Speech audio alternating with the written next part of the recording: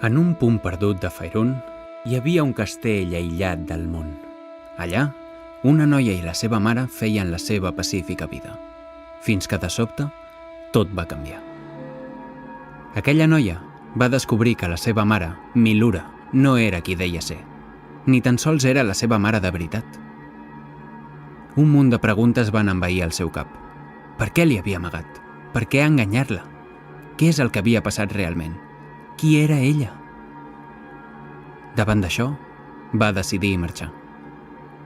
Aquesta és la història de Laura, una jove curiosa, intel·ligent i hàbil que recorria regions en busca de respostes.